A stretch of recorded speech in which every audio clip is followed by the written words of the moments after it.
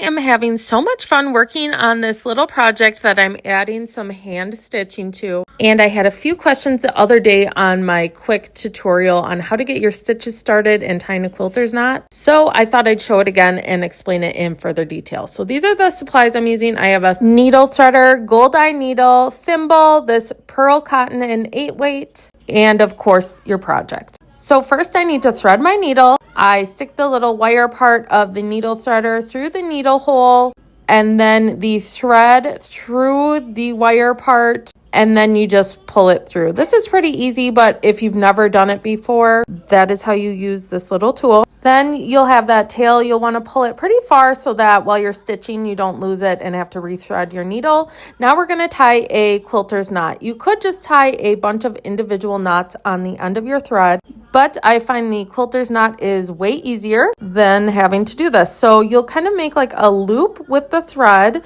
So you have the needle in one hand and the end of the thread in the other, and it should just have a little bit of a tail. This is how much will be past your knot at the end.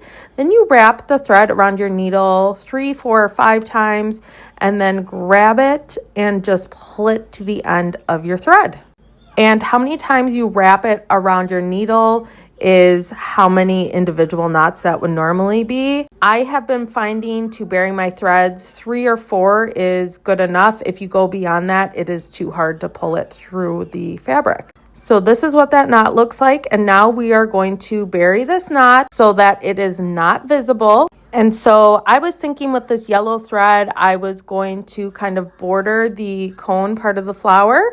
So I don't want to put my needle in right where I'm starting my stitches yet. I'm actually going to put it in about like an inch away. And that is so I can bury that knot and then the stitches will be secure and not come undone.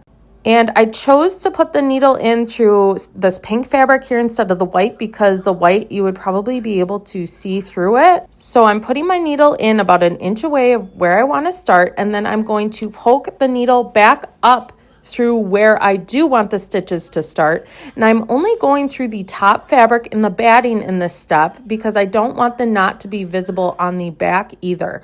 The knot is going to be in between your fabric layers so that you cannot see it. You may have to poke around a little bit, but once you find the spot where you want your stitches to start and the needle to come up, go ahead and push it through and pull your thread all the way. Then your knot should kind of get stuck at the spot where you first put your needle in. And this is where we want to pull it inside. So this part can be a little hard, and that's why you don't want to do too many knots so that you can't not pull it through, but you want enough knots so that it doesn't come out the other way too. So I'm kind of having to pull pretty hard here. I had done 4 loops to make my knot. Maybe I should have done 3, but with a little bit of effort, I was able to pop it in, and then I kind of scratch at that hole to move the fabric kind of back to its original state.